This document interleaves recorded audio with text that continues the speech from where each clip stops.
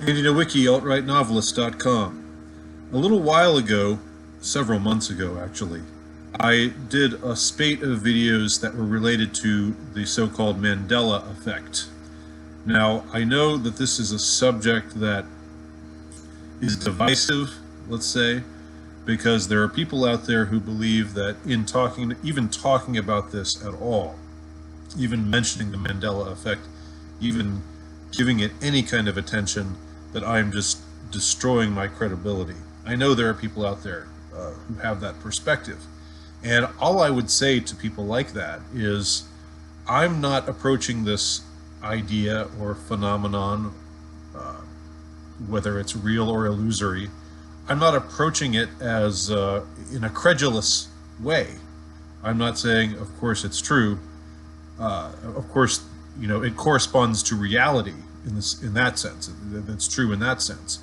It is most definitely something that is observable by a lot of people. I don't know how many. I was going to say millions. I don't know if I would say millions, but certainly a large number of people who maybe some of them don't know don't know the label to give it, but they clearly remember things that are now, according to the history books and according to all the records, that are now something different. And of course, this could just be faulty memory. And in many cases, as I've said before, I've done videos about the Mandela effect before, and I've expressed skepticism about a lot of things. And I've also entertained the idea that a lot of it might be a hoax. That's not to say that it's all a hoax from beginning to end, because I think there are people who really believe it. I don't think there's any question about that.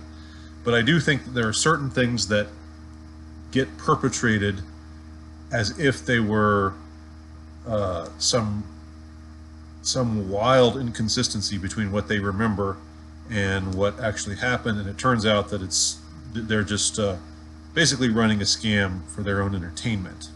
I talked about something I saw online where somebody was talking about how the state of Montana used to be next to the Pacific Ocean, and it used to not be a landlocked state. And he talked about how he remembered certain ships being ported there. And when I read that word ported, I knew that this guy was not from Montana, because nobody in America talks about ships being ported. We say they're docked. So at that point, I knew that that was a scam, or that was a giveaway, that was a scam. And there are other, outrageous things that people say, that people, where they might just be deluded. They might just be, they might be schizophrenic, or maybe there's something to it. So again, I think I said that when somebody brings up a supposed Mandela effect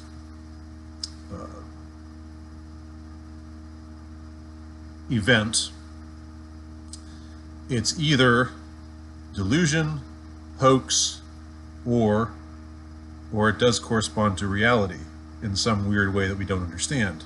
In other words, that third thing would be where maybe there are different timelines, or maybe time isn't what we think it is. Excuse me. Maybe history isn't what we think it is. There's maybe something beyond our apprehension that can be the only thing that could possibly account for these kinds of discrepancies. So all that is a long preamble to say, again, I'm not a credulous person on this front. I do find it fascinating. I do find the subject fascinating, and I've, like I do with a lot of subjects, I get into it and then some other matter comes up, and I get into some other thing, and then come back to it. And recently, I've come back to giving the Mandela effect some attention. And what really drew me this time is a video that was left by this woman. I don't know her name. She doesn't give her name. And I'm going to leave a link to the video so that you can see it and judge for yourself. But I don't know whether the video is her actual video that she created, or if this is a mirrored thing like we see in so many other aspects, so many other videos on the internet. It's got millions of views, almost 2 million. And the reason it caught my attention is, number one, I think that admittedly this is a subjective thing, but when you hear somebody talk, when you hear somebody give his account of events, you can, I think, if you're a discerning person, you can tell when the person, well, this isn't foolproof, but you can generally tell when a person is off his rocker because he's just rambling, incoherent, self-contradicting, what have you. Or when the person sincerely believes what he's presenting. That doesn't mean that it's the truth, but it means he sincerely believes it, which I guess the off-the-rocker people would believe it as well, but it's easier to tell with them because, again, the fact that they come across a certain way. They come across as somebody who maybe doesn't have an accurate take on reality. Let's just put it that way. And this woman, in her video, strikes me as coherent, strikes me as somebody who sincerely believes what she is saying and is profoundly disquieted by the observations that she's making, or by what she's the information that she's discussing. What this surrounds, what the issue that is concerned here is something called Pangea. And this is a name for continental drift. And I'm going to talk about why this particularly caught my attention here in a moment. Pangea is supposedly the supercontinent that existed on the Earth a long time ago, before shifting tectonic plates made the continents drift apart, or made the land, this general landmass drift apart from into different pieces. And so now we have the different continents that we see on the Earth today. Now, this woman in her video discusses how she has a clear memory of the notion of Pangea being just a theory. It's something that's disputed in the scientific community. It's something on which there was no consensus. She remembers this being the case as she grew up, and what she learned about in school was that, this continental drift thing, maybe it's true, maybe it isn't. It was not something that was presented to her as if there were sound consensus that it were true, like something like evolution, or human evolution. Now, I'm not saying I think that human evolution is true, but I'm not saying I don't. I'm not taking a stand on it one way or the other. But I do think that among the scientific community, let's just say, there's a consensus that human evolution happened and that the Earth is billions of years old. Again, that's not to say that they're right, because I'm not taking a stand on whether or not this consensus is correct. And that's not the issue here. The issue is that if you go to scientific authorities and consult these scientific authorities about human evolution, the broad consensus will be that it's real, that it happened, that we developed from single cell organisms into the complicated beings that we are. And this woman clearly remembers a time when continental drift had no such consensus among the scientific community.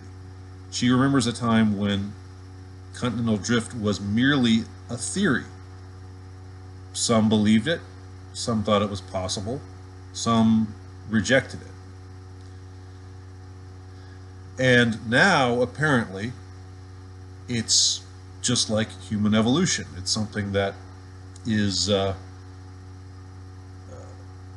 there's a broad consensus that it's true. And if you look it up, you'll see that it's presented as if it were factual. Okay. Again, not saying anything about the scientific community one way or the other, whether they're right or not, whether they're arrogant in the consensus that they reach or mistaken in the consensus that they reach. It's really not the issue. But for this woman, who I'll be sure to include her link here, she clearly remembers growing up when it was just a theory, where it was just something that some scientists believed and some scientists didn't believe. But now it's a fact. It's presented as a fact. It's presented as if there's no question that the continents of the Earth once formed this, or once part of this Pangea, this supercontinent that has since split up into all these continents that now exist today. She remembers she remembers her husband talking about some stoner kid at school saying something in science class like, hey, yeah, look at Africa and South America. Don't they kind of don't they look like they fit together? And this kid was laughed at for saying that. But now apparently that's the stoner kid represents the broad scientific consensus on this issue. And after I saw this video, it jogged a memory for me. I did something for work not long ago. I was looking over this essay about continental drift theory. And this essay discussed discussed continental drift as a theory. It said, okay, there's some scientists who believe this, and this, but others who have refuted it who believe this, and this, and that's why they think it's not true. And so it's an open question whether continental drift actually happened or not. That's what I remember reading in this source that I was looking over for work. And I didn't really, it was all kind of new to me. I don't remember learning about continental drift in high school either as a theory or as a fact, as an alleged supposed fact.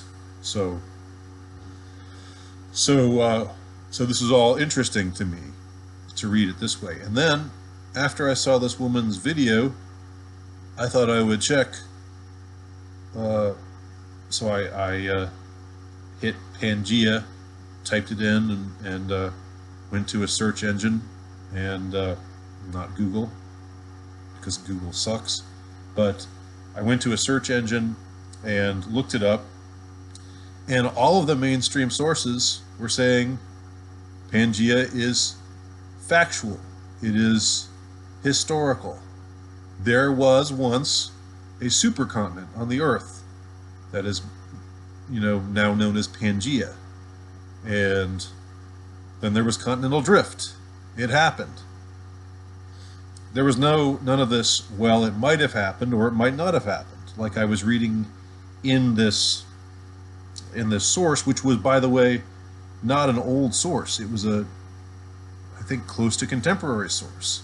So I myself had seen this contradiction where seemingly reality had shifted from Pangea being just a theory that you could believe or not believe, or that something that some scientists believe in and some scientists don't believe in, to being something that there's just a broad consensus. It's true, it happened, it's factual.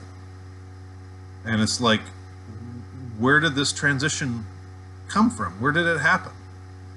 And this woman remembers very clearly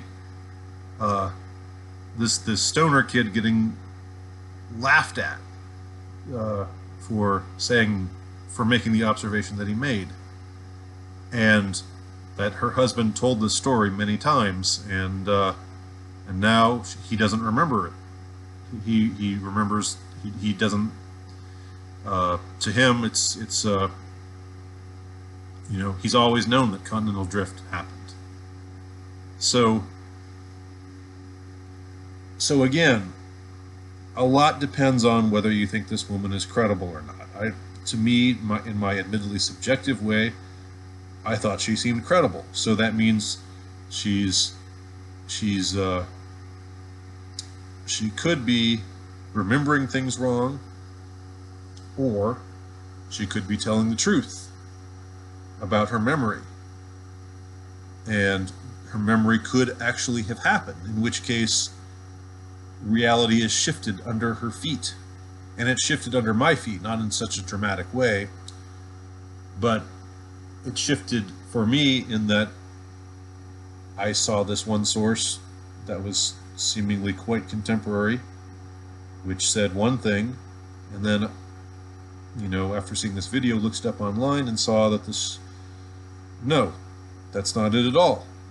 That is not what I meant at all, to quote T.S. Eliot. So, again, I'm open-minded about these things. I don't dismiss things out of hand. I dislike dismissiveness. It's my bugaboo. It's my pet peeve. I'm not credulous, but I'm also not dismissive. And this seems like I don't know, something that's worthy of attention if you are a thoughtful person. Now, I've covered a lot of other things with the Mandela effect, as I said, and some things I just think people are off the mark. You know, movie quotes that they seem to remember, I think it's probable that they just remember those quotes wrong because there was no VCR, no DVD in 1980 when The Empire Strikes Back came out.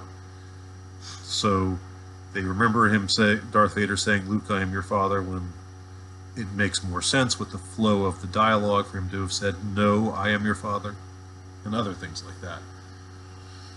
But this seems like something